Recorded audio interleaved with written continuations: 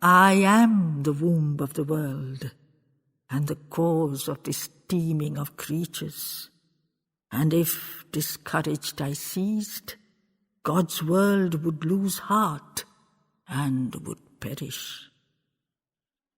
How will you do then without me your works of wisdom and greatness, Hera, Queen of Heaven? And thou, O my sister Athene? Yes, I shall reign and endure, though the pride of my workings be conquered. What though no second Helen find a second Paris, lost though their glories of form to the earth, though their confident gladness pass from a race misled, and forgetting the sap that it sprang from, they are eternal in man, in the worship of beauty and rapture. Ever while earth is embraced by the sun, and hot with his kisses, and while a will supernal works through the passions of nature, me shall men seek with my light or their darkness, sweetly or crudely, cold on the ice of the north, or warm in the heats of the southland, slowly enduring my touch, or with violence rapidly burning. I am the sweetness of living. I am the touch of the Master. Love shall die bound to my stake, like a victim adorned as for bridal. Life shall be bathed in my flames, and be purified gold, or be ashes. I, Aphrodite, shall move the world forever and ever.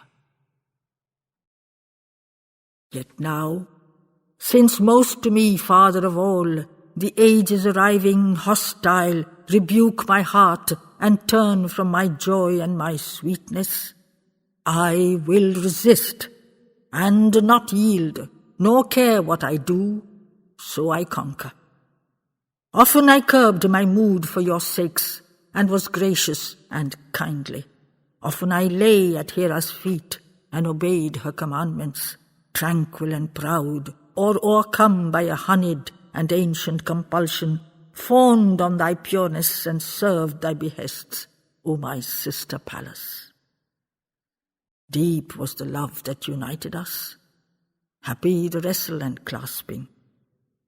Love divided, love united. Love was our mover. But since you now overbear and would scourge me and chain and control me, war I declare on you all, O my father and brothers and sisters. Henceforth I do my will, as the joy in me prompts or the anger.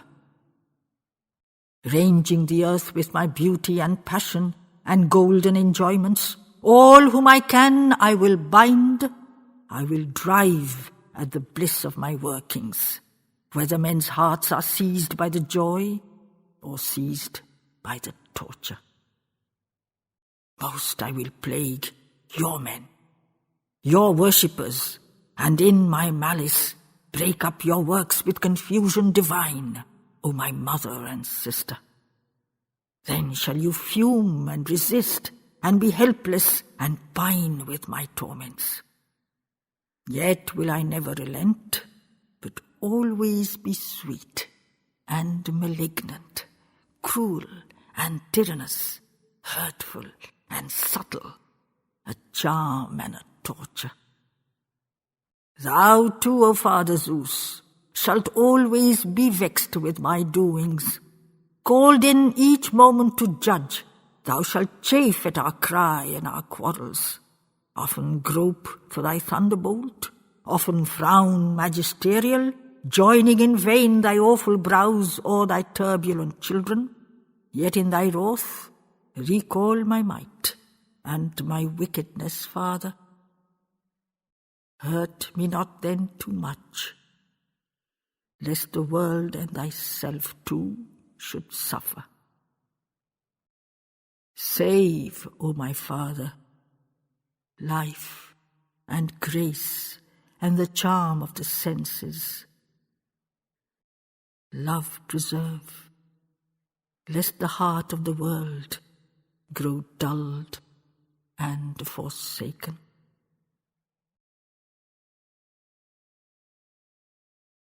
Smiling her smile immortal of love and of mirth and of malice, white Aphrodite arose in her loveliness, armed for the conflict. Golden and careless and joyous she went, like a wild bird that winging flits from bough to bough and resumes its chant interrupted. Love, where her white feet trod, bloomed up like a flower from the spaces. Mad round her touches billowed incessantly laughter and rapture. Thrilled with her feet was the bosom of space. For her amorous motion floated a flower on the wave of her bliss, or swayed like the lightning, rich as a summer fruit, and fresh as spring's blossoms, her body gleaming and blushing, veiled and bare, and with ecstasy smiting, burnt out rosy and white through her happy ambrosial raiment. Golden tressed and a charm, her bosom a fragrance and peril. So was she framed to the gaze, as she came from the seats of the mighty. So embodied she visits the hearts of men and their dwellings, and in her breathing tenement laughs at the eyes that can see her. Swift-footed, down to the Troad she hastened, thrilling the earth gods. There with ambrosial secrecy veiled, admiring the heroes, strong and beautiful, might of the warring and glory of armor. Over her son Aeneas she stood, his guard in the battle. But in the courts divine, the Thunderer spoke mid his children. Thou for a day and a night, and another day and a nightfall, white Aphrodite, prevail. O'er thee too the night is extended. She has gone forth, who made men like gods in their glory and gladness.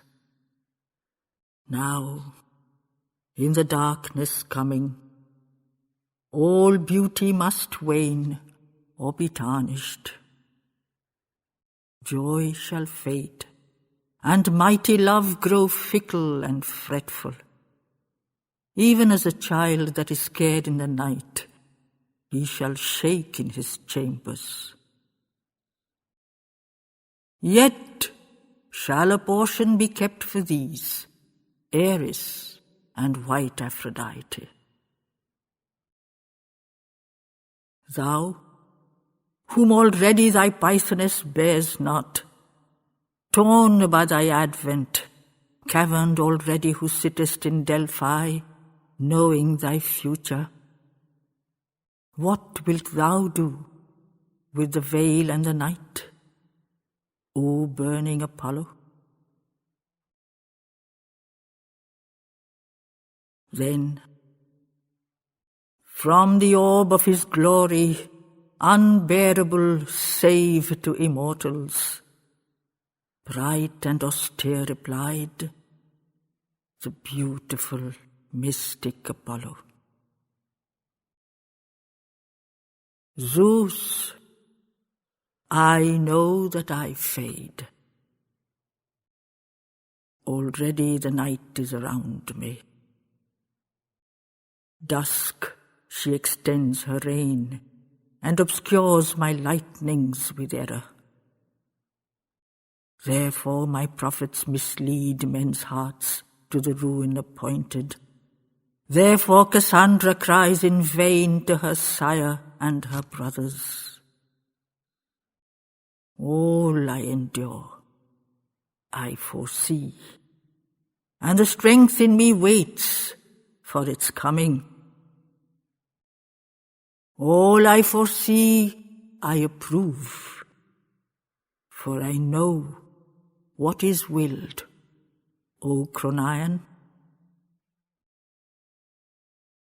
Yet is the fierce strength wroth in my breast at the need of approval, and for the human race fierce pity works in my bosom. Wroth is my splendid heart with the cowering knowledge of mortals.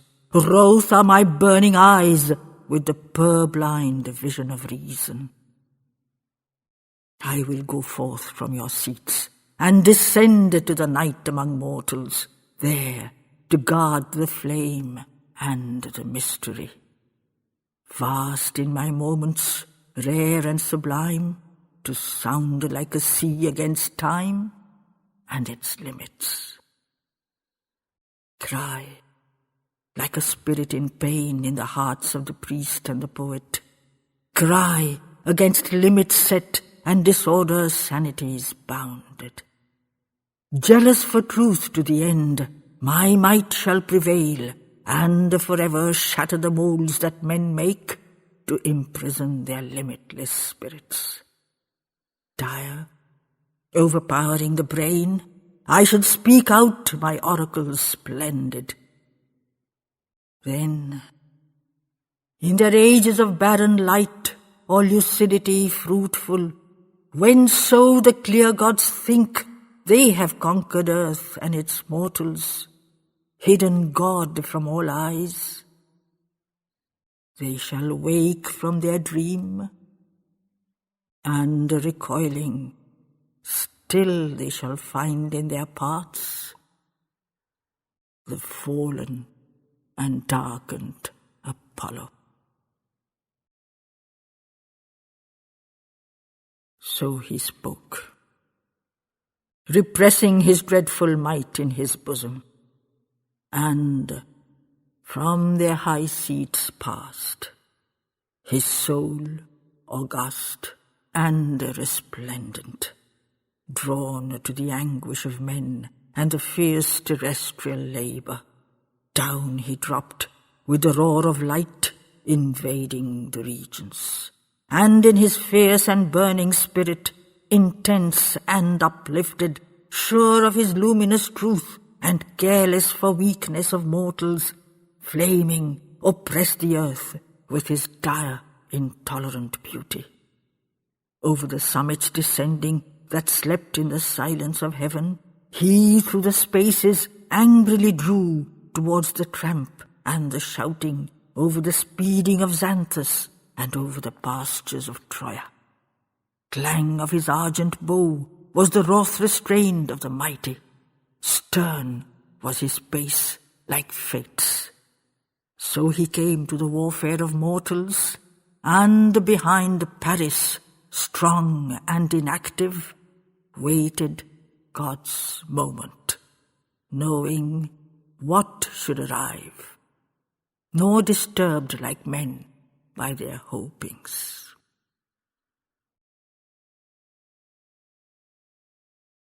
But in the courts of heaven, Zeus to his brother immortal turned, like a menaced king on his counselor, smiling augustly. Seest thou, Poseidon, this sign that great gods revolting have left us, follow their hearts, and strive with Ananke? Yet though they struggle, thou and I will do our will with the world, O earth shaker. Answer to Zeus, the besieger of earth, the voice of the waters. This is our strength and our right, for we are the kings and the masters. Too much pity has been and yielding of heaven to mortals. I will go down with my chariot, drawn by my thunder-maned coursers, into the battle and thrust down Troy with my hand to the silence, even though she cling round the snowy knees of our child Aphrodite, or with Apollo's son take refuge from night under her shadows. I will not pity her pain, who am ruthless, even as my surges. Brother, thou knowest, O Zeus, that I am a king and a trader. For on my parts I receive earth's skill, and her merchandise gather, traffic richly in pearls, and bear the swift ships on my bosom. Blue are my waves, and they call men's hearts to wealth and adventure. Lured by the shifting surges, they launch their delight and their treasures, trusting the toil of years to the perilous moments of ocean. Huge man's soul in its petty frame goes wrestling with nature over her vasts, and his fragile ships between my horizons, buffeting death in his solitudes, labor through swell and through storm blast, bound for each land with her sons and watched for by eyes in each haven. I, from Tyre up to Gades, trace on my billows their trade routes, and on my vast and spuming Atlantic suffer their rudders. Carthage and Greece are my children. The marts of the world are my term posts. Who then deserves the earth, if not he who enriches and fosters? But thou hast favoured thy sons, O Zeus. O Hera, earth's sceptres still were denied me, and kept for strong Ares and brilliant Apollo. Now all your will shall be done, so you give me the earth for my nations. Gold shall make men like gods, and bind their thoughts into oneness. Peace I will build with gold, and heaven with the pearls of my caverns. Smiling replied to his brother's craft the mighty Cronion. Lord of the boundless seas, Poseidon, soul of the surges,